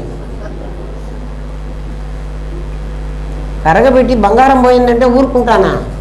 అస్సలు ఊరుకోను. బంగారం ఈశ్వరుడు, గాజు జీవుడు. జీవుడు నిజంగా లేడు. మరి జీవుడు బ్రహ్మమవుతాడు అన్నారంటే జీవుణ్ణి విచారించి జీవుడు ఎవడో తెలిస్తే వాడు బ్రహ్మమే అవుతాడు. ఎట్లయినాడండి? నేను కదా సంకల్పం చేశాను, కంసలివాడు కదా ఆ సంకల్పాన్ని ఆచరింపజేశాడు. నేను మరి బతికున్న నేను, చచ్చిపోయిన నేను కాదు. నేను అనేవాడు బతికుండాలి, ఎందుకంటే సంకల్పం చెయ్యాలి కదా. నా సంకల్పంలో పుట్టాడు జీవుడు, వాడి సంకల్పంతో రూపం ధరించాడు కదా. మళ్ళీ నా సంకల్పంతో నన్నే అనుభవించమన్న. గాజులు కంసలవాడు పెట్టుకుంటే నేను ఒప్పుకోను, గాజులు చేసుకుంది నేను వేసుకోవాలి. అంటే ఈ జీవుణ్ణి అనుభవం నేను అనుభవిస్తున్నాను కదా. ఈ జీవుడు చచ్చిపోతే నా చేతిలోనే చావాలి, ఎందుకంటే వాడు నిజంగా లేడు కాబట్టి. అర్థమైందా నాయన? జీవుడు అనేవాడు ఆరోపితం. ఆరోపితం అంటే ఒక వస్తువు మీద నేను ఆరోపించాను, అందుకని నువ్వు ఆరోపించావు కాబట్టి ఆరోపితమైంది నిజం కాదు కాబట్టి ఆరోపితం వస్తువులో చేరడానికి ఎప్పుడైనా రెడీగా ఉంటుంది. అర్థమైందా? ఇప్పుడు గాజు బంగారంలో చేరలే. గాజు ఎక్కడ చేరింది? అసలు గాజు బంగారం రూపం ధరించలే. బంగారం మీద నేను గాజు అనేటువంటి ఒక పేరుని వేశాను. నామరూప క్రియలు అర్థమవుతున్నాయా? ఇది అర్థమైతే నీకు ఇదే అర్థమవుతుంది. చూడండి, ఇది నా బంగారం. ఏం బంగారం అండి మీ దగ్గర? నా పాంచభౌతికమైన బంగారం నా దగ్గర ఉంది. అంటే అది నా సత్. నా సత్తే నా శరీరం కదా. నా శరీరం ఈ షేపుగా ఉండి కదా బంగారంలాగా ఉంది. ఇది మీ శరీరమైనా నా శరీరమైనా అన్నీ పంచభూతాలే. ఈ పంచభూతాల శరీరం మీద నేను భానుమతి అనే గాజుని ఎట్లా ఆరోపించానో భానుమతి అనే నామరూపాలు ఆరోపించా. ఎవడు ఆరోపించాడండి? మా అమ్మ నాన్న ఆరోపించారా. నాకు ఈ పేరు ఎవరు పెట్టారు?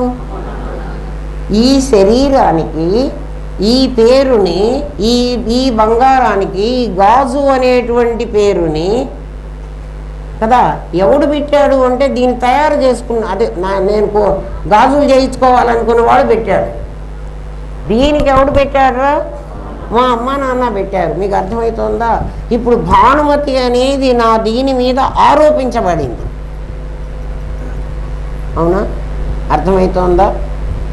ఇప్పుడు నేనేం చేశానంటే ఈ ఆరోపితాన్ని ఈ సత్తును కలిపి అసలు లోపల నేనున్నా, దీన్ని నేను అంటున్నా. జీవుడు ఎవడో చెప్పండి?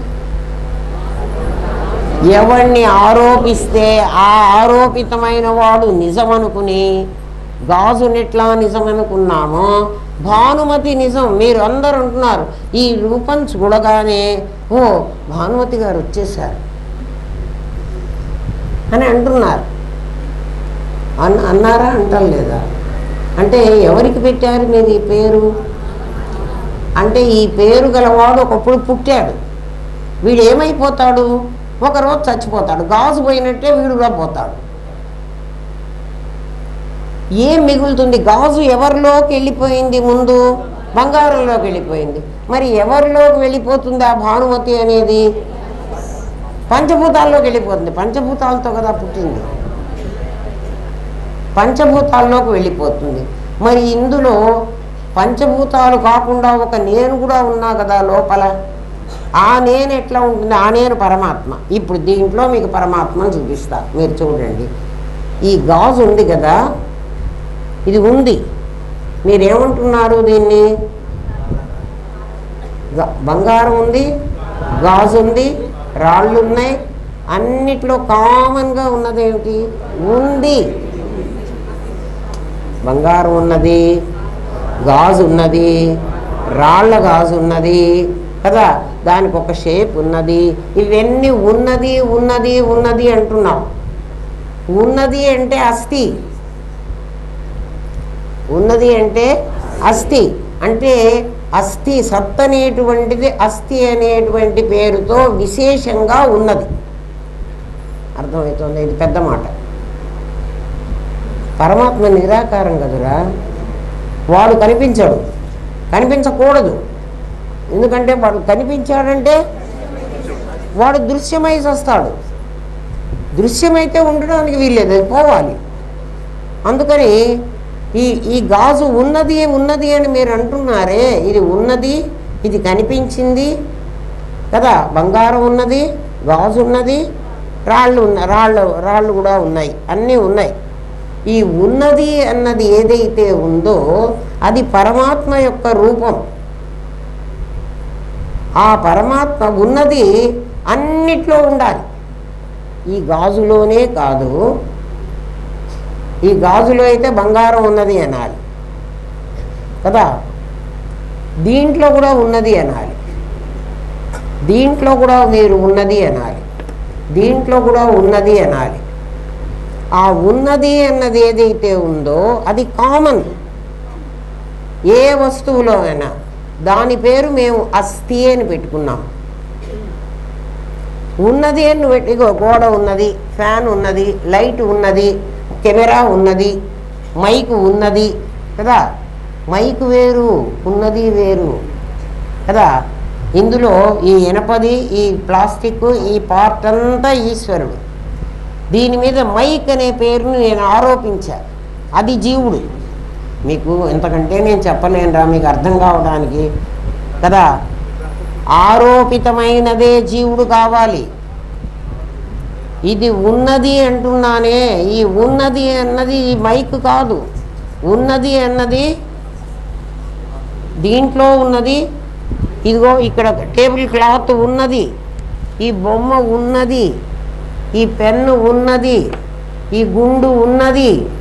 ఉన్నది చూడండి, ప్రతి వస్తువులో నీకు ఉన్నది కనపడుతోంది. ఉన్నది అని నువ్వు ఎలా చెప్తున్నావురా అని అడిగితే, అది నాకు కనిపించిందిరా. కనిపించకపోతే ఉన్నది అనవు. అంటే కళ్ళ కన్నా కనిపించని, మనస్సు కన్నా కనిపించని. మనస్సు కనిపించింది, హిమాలయం ఉన్నది. నువ్వు చూసావా? నేను చూడలే, అయినా ఉన్నది కదా. హిమాలయం ఉన్నది. అట్లా ఉన్నది అన్న పదార్థం దీంట్లో ఉన్నది.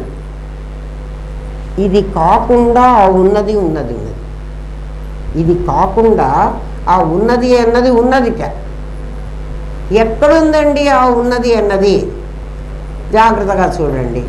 దీనికి 10 లక్షణాలు ఉన్నాయి. ప్రతి వస్తువుకి 10 లక్షణాలు ఉంటాయి. 10 లక్షణాల్లో అస్థి భాతి ప్రియం నామం రూపం, ఇది 5 పంచకం. అస్థి భాతి ప్రియం నామం రూపం, ఇది పంచకం అంటారు. ఇవి 5. ఇవి కాక శబ్ద స్పర్శ రూప రస గంధ అనేటువంటి 5 ఉన్నాయి. శబ్దము, స్పర్శ, రూపం. చూడండి, దీనికి ఒక శబ్దం, ఎవరి శబ్దం వాళ్ళకే వేరు. దీనికి మరొక శబ్దం వినిపిస్తోందా? దీనికి ఒక శబ్దం, దీనికి ఒక శబ్దం. శబ్దం వేరువేరుగా వినిపిస్తోంది అంటే శబ్దాలు వేరే ఉన్నాయి. శబ్దం, స్పర్శ, రూపం, రసం, గంధం. దీన్ని నాలుకతో టచ్ చేయండి, బాగుందో బాగలేదో, మైసూర్ పాక్ లాగా ఉంది అని చెప్పను, కానీ ఒక టేస్ట్ అయితే ఉంటుంది. ఈ 5 ఉన్నాయి. ఈ 5 ఈ భూతాల లక్షణాలు. మన శరీరంలో 5 భూతాలు ఉన్నాయి. ఈ 5 భూతాలకు పంచభౌతికం కదా, శబ్దస్పర్శ రూపరస గంధాలు అనేటువంటి లక్షణాలు ఉన్నాయి. ఈ లక్షణాలు దీంట్లో కూడా ఉన్నాయి. మొత్తం 10 ఉన్నాయి. శబ్దస్పర్శ రూపరస గంధాలు మీకు చూపించగలను కదా.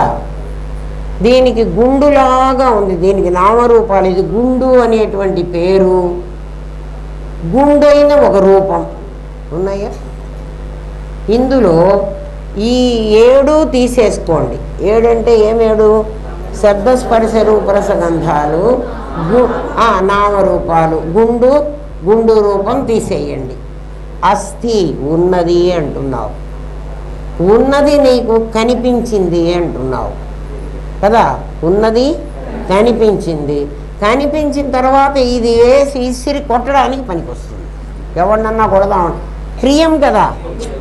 అస్థి భాతి ప్రియం. వద్దులే, కొట్టడానికి వద్దు, పేపర్ వెయిట్గా పెట్టుకుంటా. ప్రియం నాకు ఒక ఉపయోగపడాలి. మీకు చివరికి సూదైనా సరే దాంట్లో కూడా ఏముండాలి? శబ్దస్పర్శ రూపరసగంధాలు ఉండాలి. ఎందుకంటే పంచ తన్మాత్రలు లేకపోతే అది పాంచభౌతికం కాదు. ఏ వస్తువు అయినా తీసుకోండి మీరు, ఆ వస్తువులో ఇవన్నీ ఉండాలి. దీంట్లో అస్థి భాతి ప్రియం అనేటువంటివి 3 ఉన్నాయి.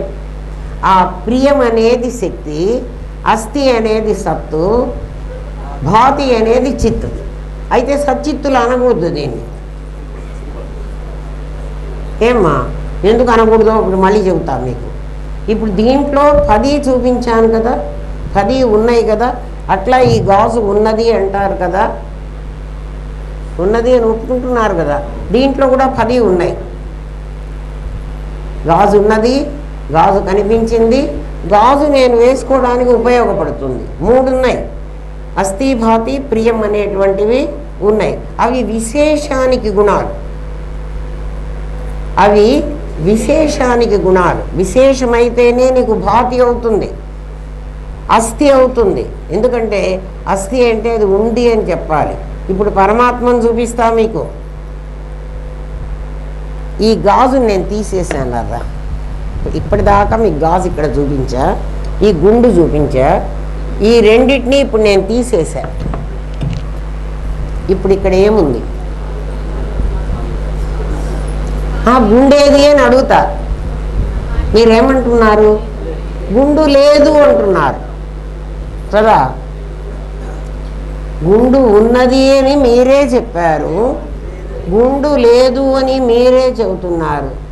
ఏమి శక్తి అయితే దీని ఉండడాన్ని, దీని లేకపోవడాన్ని కూడా గుర్తిస్తుందో అది పరమాత్మ. అది మీ లోపల ఉంది, జీవేశ్వరులు కాదు. ఎందుకంటే మరి అమ్మ మీరే చెప్తున్నారా, ఇది నిజమా? భావ భావ విభర్జిత, భావ అభావ. భావ అంటే ఉండడం, అభావ అంటే లేకపోవడం. ఈ భావ అభావ రెండింటినీ వదిలేసి నువ్వు కనుక్కోగలుగుతున్నావే అది పరమాత్మ. అది నీ లోపలుంది కదా. నా లోపల ఎక్కడుంది? అది సచ్చిత్తులుగా ఉంది, అది నిరాకారంగా ఉంది, అది ఆకారాన్ని కనుక్కుంటోంది. కాబట్టి ఏ ఆకారమైతే అస్థి భాతి అనే పేరుతో ఉన్నది కనిపించింది అంటున్నావో అదేమిటది? అది సత్తు అనేటువంటి ఒక ఈశ్వర స్థానం. ఆ తర్వాత దాని మీద నేను ఆరోపించినటువంటి జీవస్థానం, 2 అది. అది భావ అభావ. అది ఉందన్నావు, అది లేదన్నావు. దాని ఉనికిని కనుక్కుంటున్నావు, దాని లేకపోవడాన్ని కనుక్కుంటున్నావు. దాన్నే తెలుసు తెలియదు అని గ్రహించే తెలివి ఒకటి ఉంది, అది ఒకటే, 2 లేవు. ఉన్నది అన్నదాన్ని ఏదైతే గ్రహిస్తోందో లేదు అన్నదాన్ని కూడా అదే గ్రహిస్తోంది. ఉండడం లేకపోవడం అనేటువంటి 2 దశలు దీనికి ఉన్నాయి. ఎవరికి ఉన్నాయి? వస్తువుకు ఉన్నాయి. అందుకని అస్థి భాతి సచ్చిత్తులు కాదు అని మీకు చాలాసార్లు చెప్పా. అస్థి భాతి నువ్వు విడదీయడానికి వీలవుతుంది కానీ కదా, సచ్చిత్తులు విడదీయడానికి వీల్లేదు. ఏ శక్తితో అయితే అది ఉన్నది అని కనుక్కున్నావో, ఏ శక్తితో అయితే అది లేదు అని చెప్తున్నావో, ఒకే శక్తి అది ఉన్నదని చెప్తోంది, అది లేదని చెప్తోంది. నీకు ఏది లేదు? అస్థి భాతి లేదు. అప్పుడు ఏమవుతోందంటే ఈ ప్రపంచమంతా అస్థి ఉన్నది, మనకి ఇప్పుడు కనపడుతోంది కదా ఉన్నది అని కదా. నిద్రలో ఏం చేస్తోంది? నువ్వు సుషుప్తిలో ఉన్నావు, సుషుప్తిలో నిద్రపోతున్నావు. నిద్రపోతే ఏమైంది? ప్రపంచం లేదు, లేదని గ్రహించే తెలివి నీ దగ్గర ఉంది. మరి ఏం లేదని చెప్తున్నావు? అస్థిభాతి లేదంటున్నావు. స్వప్నంలో ఉందా? జాగ్రత్తలో ఉందా? సుషుప్తిలో లేదా? స్మరణంలో కూడా లేదా? అంటే 2 దశల్లో నీకు లేదు అని తెలుస్తోంది, 2 దశల్లో ఉంది అని తెలుస్తోంది. అర్థమవుతోందా అమ్మా? ఉంది లేదు అని గ్రహించే తెలివి ఏదైతే ఉందో, గురువే సర్వస్వంలో రాశా నేను, తెలుసు తెలియదు అని గ్రహించే తెలివి ఒకటే. మరి తెలుసు తెలియదని ఎందుకంటోందండి? అది తెలుసు అనొచ్చు కదా, తెలియదు అని మళ్ళీ ఎందుకంటోంది? ఎందుకంటే ఇది ఉంది, ఇది ఉంటే ఉందన్నాను, లేకపోతే లేదన్నాను. అట్లా కాదు కదా, నా బ్రెయిన్లోనే కదా తెలుసు తెలియదు అనే గ్రహించే విషయం నాకు తెలియాలి. నాకు తెలుసని నాకు తెలియదని కూడా నేనే కదా చెప్తున్నాను. మరి అక్కడ ఏమై ఉంటుంది? ఎందుకు తెలియదంటున్నాను అంటే, తెలుసు అన్నదాన్ని నీకు అడ్డం తొలగించుకున్నావు, తెలియదు అన్నదానికి అడ్డం వేసుకున్నావు. ఏం అడ్డం వేసుకున్నానండి? అజ్ఞానం. అజ్ఞానం అంటే ఏమిటి? మళ్ళీ అజ్ఞానం అంటే జ్ఞానం లేకపోవడమే కదా. అజ్ఞానం అంటే ఏమిటి? నీవు తాడును చూడకపోబట్టి నీకు పాము కనిపించింది. తాడును చూడలేకపోవడం ఒక దోషం కదా, లేని పామును సృష్టించడం రెండో దోషం. తాడును చూడలేకపోవడం ఒక దోషం నీ దగ్గర, అది అజ్ఞానం. అజ్ఞానం అంటే ఏమిటి? నేను గ్రహించలేకపోయాను. ఇప్పుడు పరమాత్మని మీలో నేను తెచ్చి పెట్టలేదు కదురా, ఇది ఉంది ఇది లేదు అని 2 తెలుగులు మీరే కదా చూపించారు. అది మీ దగ్గర నుంచి వచ్చిందా లేక నేను ఇస్తే వచ్చిందా? ఉంది లేదు అని భావ అభావ 2 మీరు కనుక్కున్నారా, నేను కనుక్కున్నానా? ఆ కనుక్కునే తెలివి మీ దగ్గరే ఉంది కదా. మరి ఇంతకుముందు ఎందుకు తెలియలేదు? ఇంతకుముందు దానికి ఏదో అడ్డుపడింది, ఆ అడ్డు తీసేసాం కదా. అజ్ఞానం అంటే తాడుని చూడలేకపోవడం అజ్ఞానం. తాడుని తాడుగా చూడలేకపోవడం అజ్ఞానం. మరి దాన్ని ఆ అజ్ఞానం వల్ల ఏం చేసావంటే, లేని పాముని దాని మీద వేశావు, పాముగా చూసావు. తాడుని పాముగా చూసావు. పాము ఉందా అక్కడ? లేదు. ఎందుకని పాము లేదని చెప్పాలి నువ్వు? దీపం పెట్టి చూస్తే పాము లేదంటున్నావు, దీపం పెట్టకపోతే పాము ఉంది అంటున్నావు. అంటే దీపం పాముని చూపెట్టింది, పాము లేదని చూపెట్టింది నీకు కదా. ఆ దీపం నీ జ్ఞానం. నీ జ్ఞానంతో అక్కడ పాము లేదు అని నువ్వు చెప్తున్నావు, అవునా కదా? అది ఆ పాము లేదని. మరి పాము ఎక్కడి నుంచి పుట్టింది, ఎక్కడికి పోయింది? కాబట్టి పాము జీవత్వం. అది దీని మీద గాజు వేసానే, అట్లా పాముని వేసా. ఎవరి మీద వేసాను? బంగారం మీద గాజును వేసినట్లు తాడు మీద నేను పామును వేశాను కదా. మళ్ళీ వేసిన పాము మళ్ళీ ఎక్కడికి పోయింది? ఎవడు వేశాడో వాళ్ళ లోపలికే పోయింది. ఎప్పుడు పోయింది? తాడు ఎప్పుడు కనిపించిందో అప్పుడు పోయింది. అది కాన్సెప్ట్ అర్థమైంది మీకు. ఇప్పుడు రండి. ఇప్పుడు నా శరీరం ఇది తాడు. ఇది తాడంటే ఏం చెప్పుకున్నాం మనం?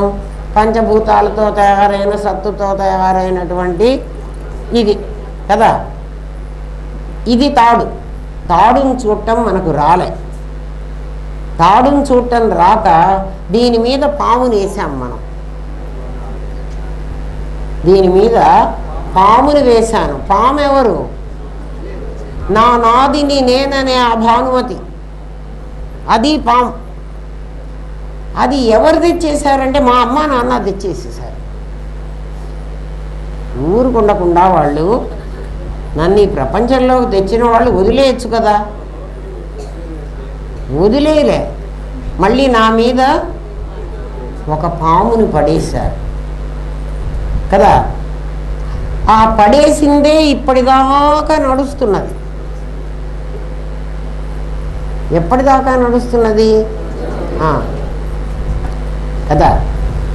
ఎందుకర్రా ఆ తాడుని నేను పాము అనుకున్నాను, తాడుని తాడుగా అనుకోవచ్చు కదా, నాకు తాడు తెలుసు పాము తెలుసు. తాడుని ఎందుకు పాముగా అనుకున్నాను అంటే ఆ తాడులో వంకర టింకరగా ఉండేటువంటి రోగం ఉంది. అది కదా నాకు పాము అనిపించింది. తాడులో ఏముంది? వంకర టింకరగా ఉండే రోగం ఉంది.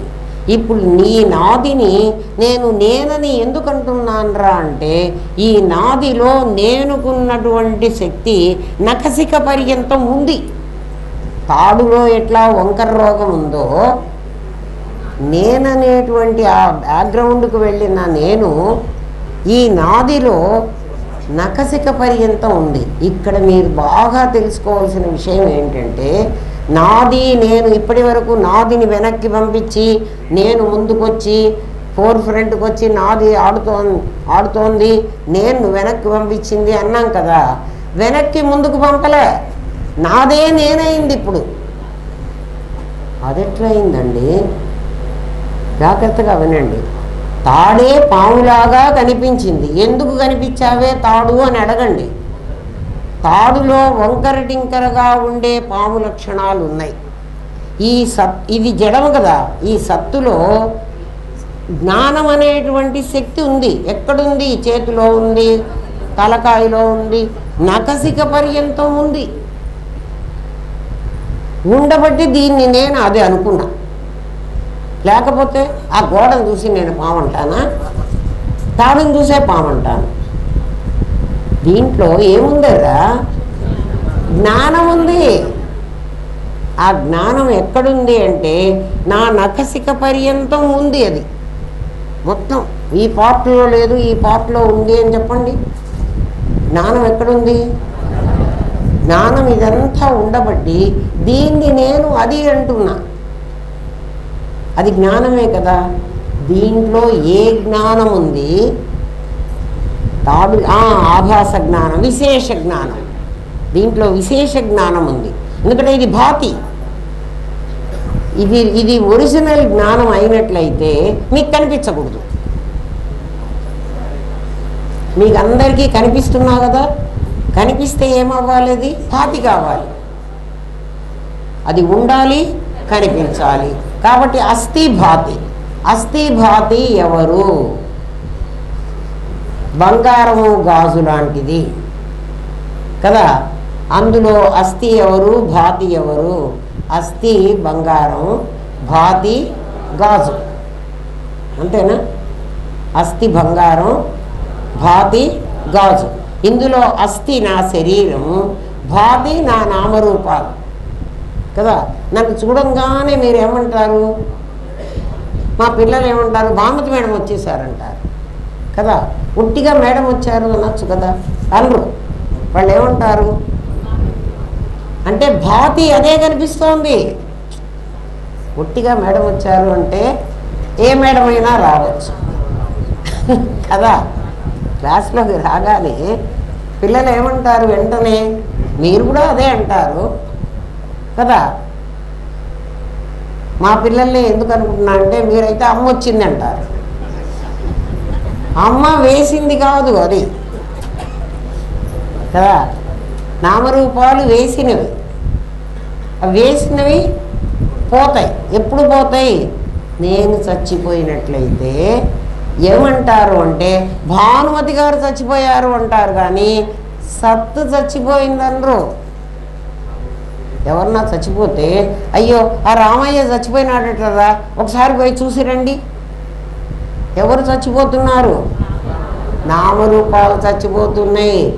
బంగారం చావటం లేదు. మరి పరమాత్మ ఎవరు? ఈ బంగారాన్ని, ఈ నామరూపాలను ఉన్నది అని లేదు అని ఎవడు గుర్తిస్తున్నాడో అంటే వాడు అసలు ఉండడం లేకపోవడం అంటూ వాడికి ఉండదు. అస్థి భాతికి ఉంటుంది. అర్థమైందా అమ్మ? ఇంకా ఇంతకంటే చెప్పడానికి ఏం ఉండదు, చెప్పలేను కూడా. ఈశ్వరుడు పరమాత్మ ఒకటేనా? కాదు. మరి ఈశ్వరుడు ఏం చేస్తూ ఉంటాడు? ఈశ్వర సర్వదేహానాం హృద్దేశే అర్జున తిష్టతి. అన్ని దేహాలలో అర్జున కూర్చుని భ్రామయన్ సర్వభూతాని యంత్రారూఢాని మాయయ. పెద్ద షెఫ్ ఆ కృష్ణ పరమాత్మ. మనకేం చెప్తున్నాడంటే భక్షాల పిండి కలుపుకోండి, ఆ భక్షాల పిండిలో ఒక ఈశ్వరుడు ఉన్నాడు, వాడు ఏం చేస్తూ ఉంటాడంటే దాన్ని సాగదీస్తాడు. భ్రామయన్ సర్వభూతాని, నీకు ఏ షేప్ కావాలంటే భక్ష్యాన్ని ఆ షేపులో, అది సాగకపోతే వాడు సాగదీయలేడు. మరి దీంట్లో ఒక సాగే గుణం ఉండకపోతే వాడు సాగదీయలేడు. అట్లా నీ శరీరంలో ఒక సాగే గుణం. ఏందయ్యా నా సాగే గుణం? నువ్వు ఇంత చిన్న బేబీగా పుట్టావే, 5 అడుగుల 3 అంగుళాలు అయినావే, ఇది సాగలేదు. మరి సాగలేదంటావేమిటి? ఏమిరా, మిమ్మల్ని మీరు టెస్టులు చేసుకోండిరా. అంతర్ముఖ సమారాధ్య. నువ్వు లోపలికి పోవడం మొదలు పెడితే నీకు అమ్మ దారి ఇస్తూనే ఉంటుంది. నువ్వు బయట కూర్చుని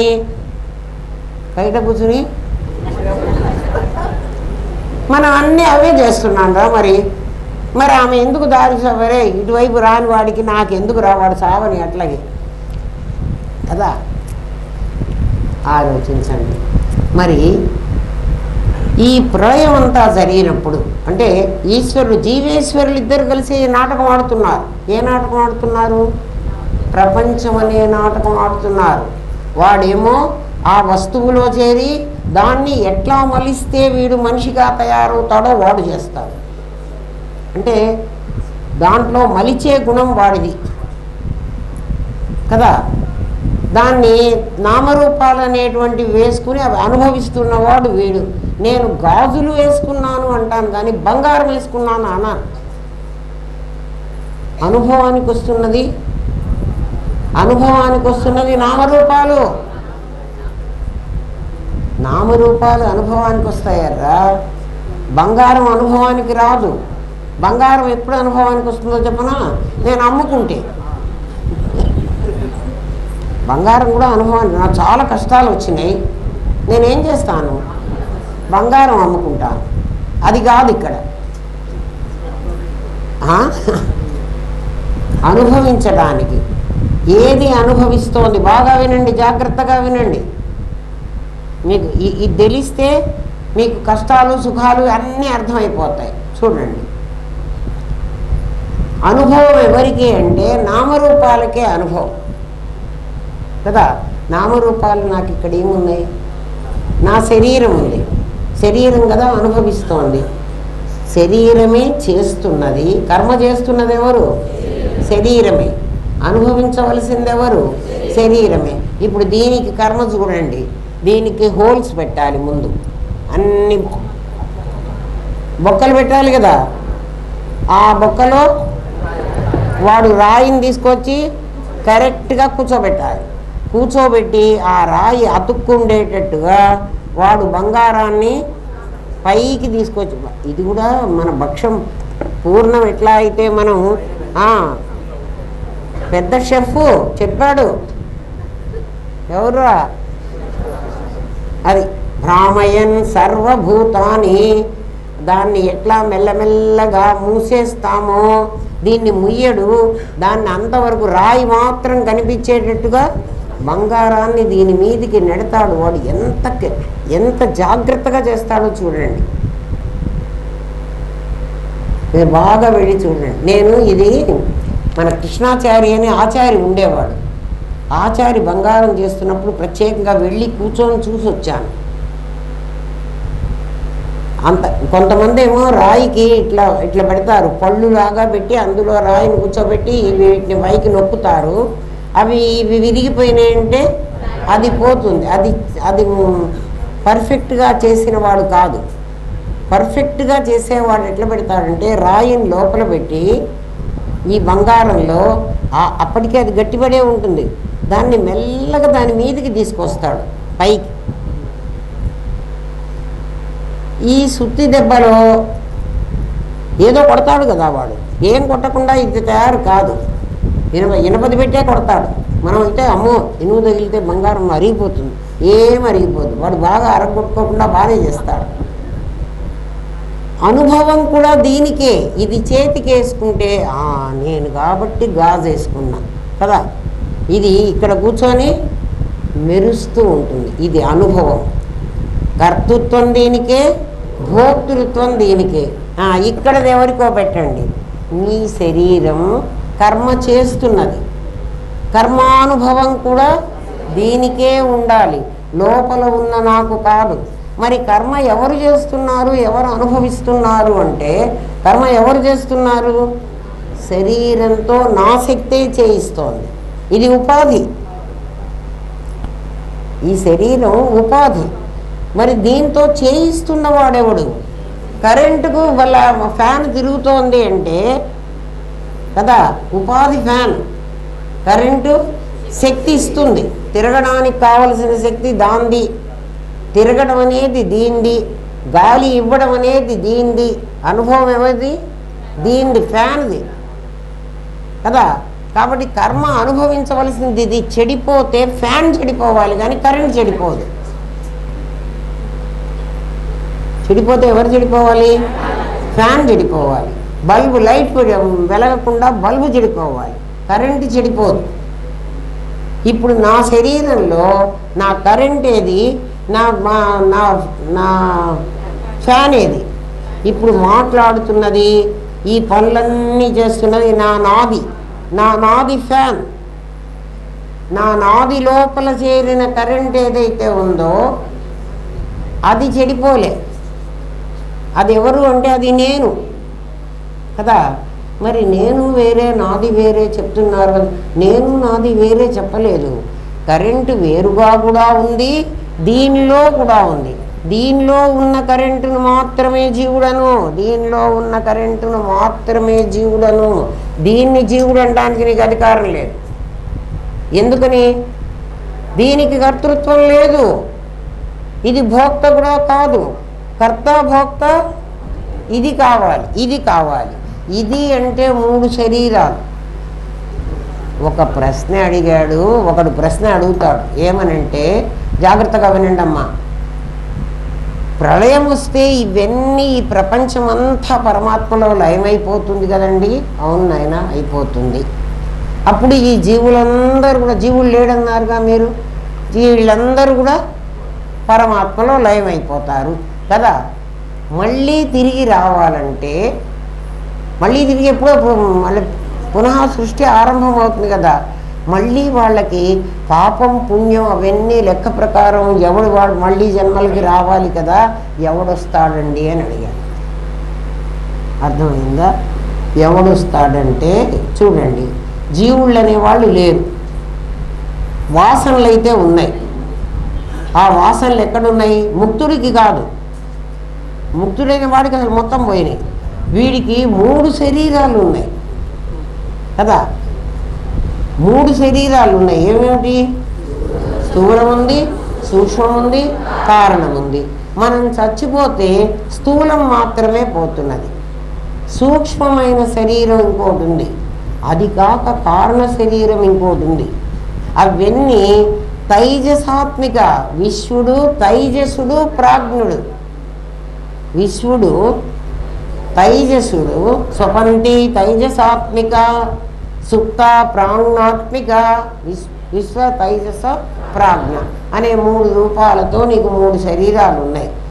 నీకు ప్రళయంలో ఈ శరీరం మాత్రమే పోతుంది, మరణంలో ఈ శరీరం మాత్రమే పోతుంది. ఏ శరీరం? స్థూల శరీరం. గాజు కంటే బంగారం కరగబెట్టంగానే కాసులన్నీ బంగారంలో కలిసిపోయినాయి. ఎందుకంటే దానికి 3 శరీరాలు లేవు. మనకి 3 శరీరాలు ఉన్నాయి. ఒక శరీరం మరణంలో, ఎందుకంటే పంచభూతాత్మకమైంది పంచభూతాల్లో కలిసిపోతుంది. తైజస అనే ఇంకొక శరీరం ఉంది, అది తేజో రూపం, అది లైట్, వెలుగు. చూడండి, అట్లాంటి వెలుగు రూపాలే నక్షత్రాలన్నీ. అక్కడికి వెళితే వాళ్ళు గ్రహాల్లాగా అన్నా ఉంటారు. మరి వాళ్ళు దివ్యతి ఎంతమంది ఉన్నారో చూడండి. మనం వీళ్ళే అనుకుంటున్నాం. ఇక్కడికంటే ఎన్నో కోట్లు నక్షత్రాలు ఉన్నాయి. అవన్నీ దివ్యతి ప్రకాశిస్తున్నాయి. తేజో శరీరాలు అవన్నీ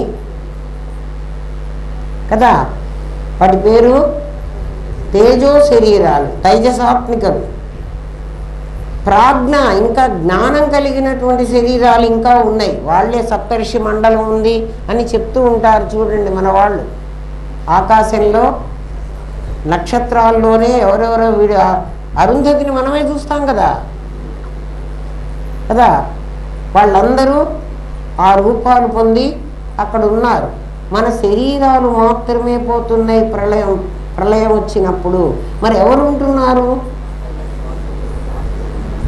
తైజస్సు వాసనలన్నీ ఉంటున్నాయి.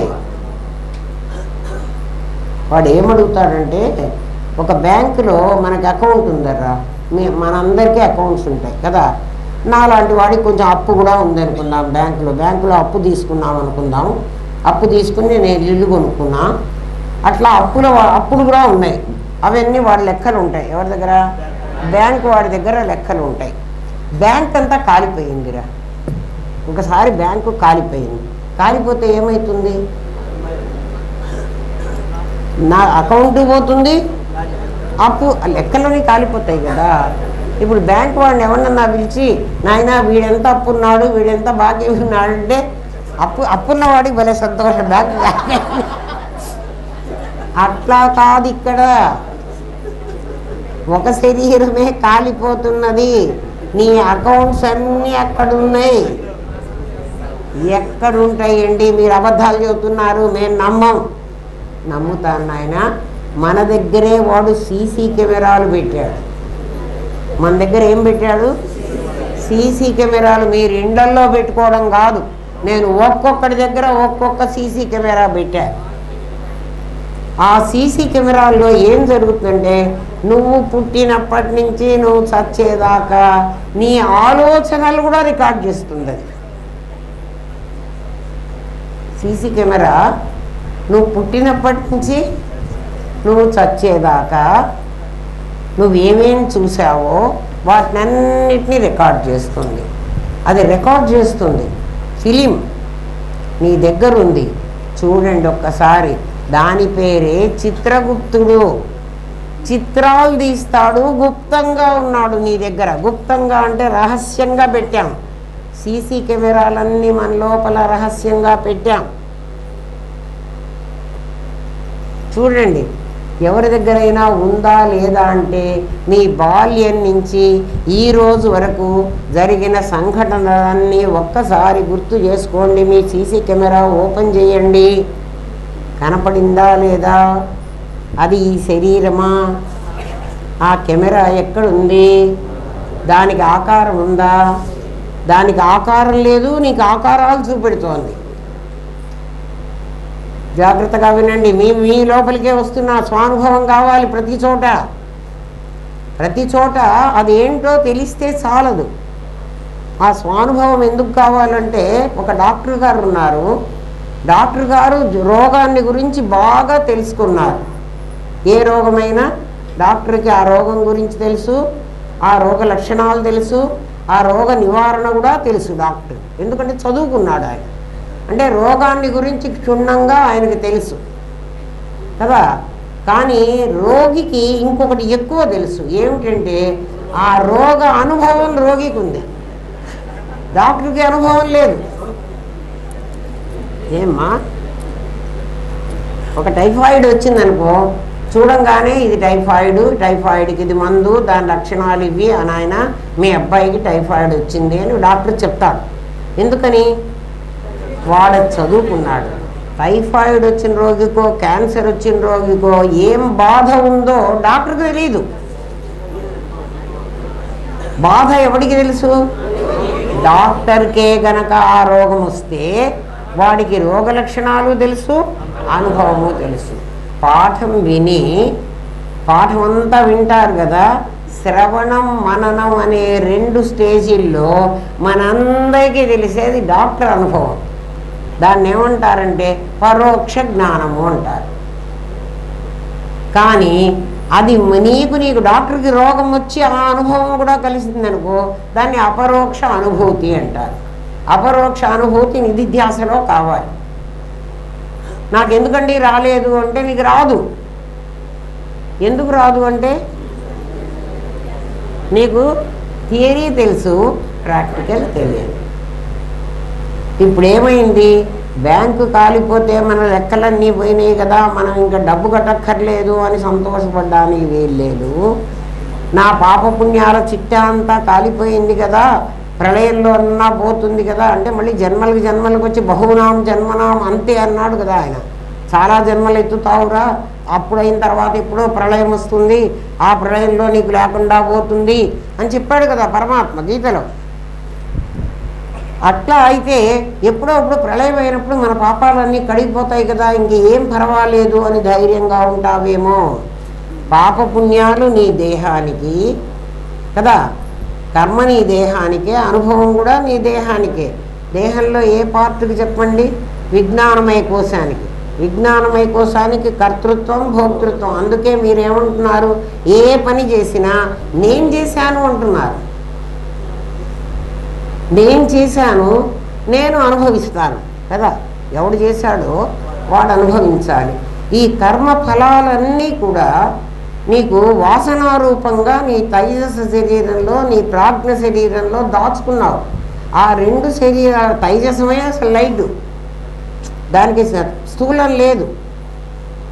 దానిలో ఉన్న వాసనలు మీకు ఎట్లా ఉంటాయంటే అవి చెప్తాను చూడండి.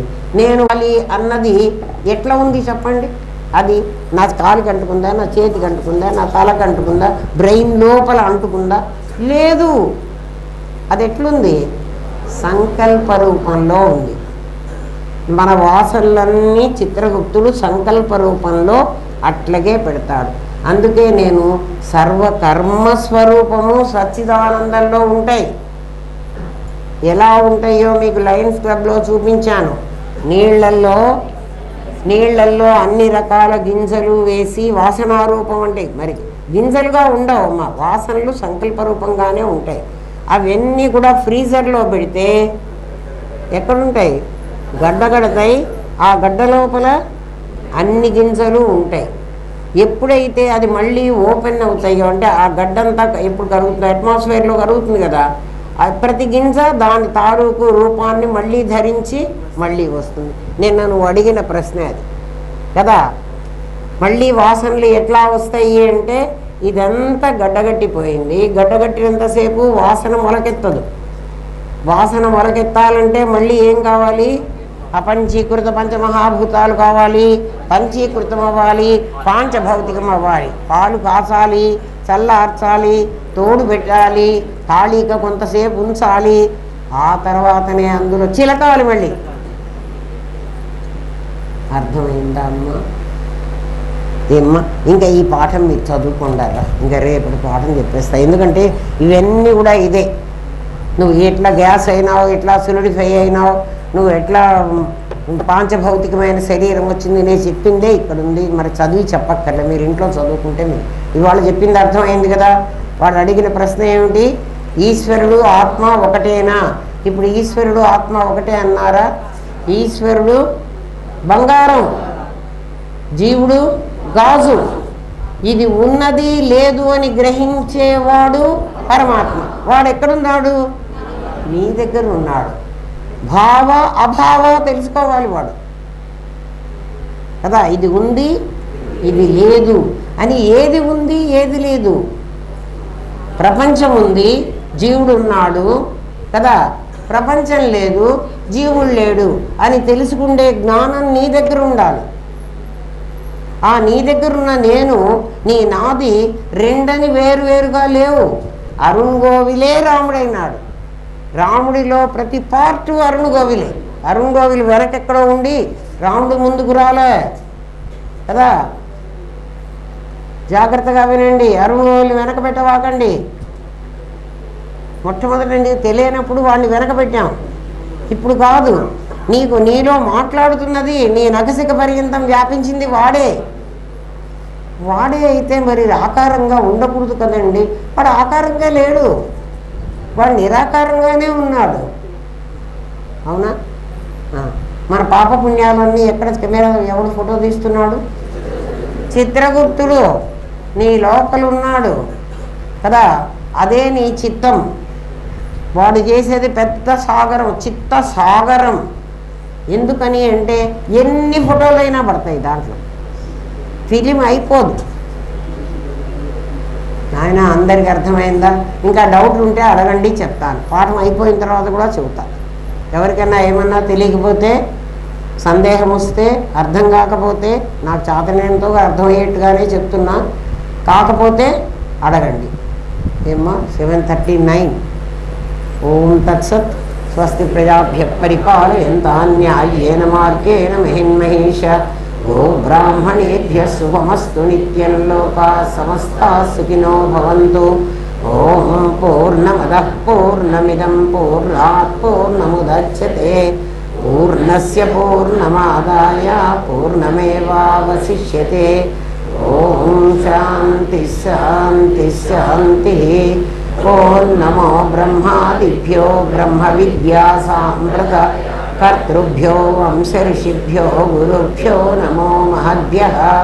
సర్వోపద్రవరహిత ప్రజ్ఞానఘనః ప్రత్యగర్ధో బ్రహ్మైవాహమస్మి బ్రహ్మైవాహమస్మి బ్రహ్మైవాహమస్మి. ఏ వస్తువైనా తయారవ్వాలంటే ఆ వస్తువులో అది తయారు కావడానికి కావలసిన శక్తి ఉండాలి. పంచదారని చక్కెర అచ్చు పోయాలంటే అది కరగబెడితే అచ్చులాగా తయారవ్వగలిగిన శక్తి దానికి ఉండాలి. దేనికి ఉండాలి? ఆ లిక్విడ్ ఫామ్లో ఉన్నదాన్ని పడేస్తే దానికి అది లేదు కాబట్టి మనం దాన్ని ఆ చెక్కలతో వేసి దాన్ని తయారు చేసి అందులో పోస్తున్నాం. పోస్తే చిలక తయారవుతోంది. చిలక తయారవ్వగల శక్తి పంచదారలో ఉండాలి. నీళ్లు కరగబెట్టి అందులో పోసాను అనుకోండి, చిలక రాదు. పంచదారే కరగబెట్టి పోస్తే వస్తుంది. పంచదార అంటే బెల్లమైనా ఏదో కరగబెట్టి దాంట్లో ఆ శక్తి ఉండాలి. ఆ శక్తి పేరు ఈశ్వరుడు. బాగా గుర్తుపెట్టుకోండి, ప్రతి పదార్థంలో ఒక శక్తి ఉంటుంది. అట్లాగే మనం ఇందులో ఐరన్ ఉంది, ఇందులో కాల్షియం ఉంది, అన్ని పదార్థాల్లో ఏవో ఉన్నాయి అని చెప్తున్నారు సైంటిస్టులు. అవి ఎందుకు అంటే ఇక్కడ ఐరన్ కాల్షియం కావాలి, అది ఆదానం, అది ఇస్తున్నది నాకు. అర్థమైందా? వెళ్ళి రండి. జీవేశ్వరిలో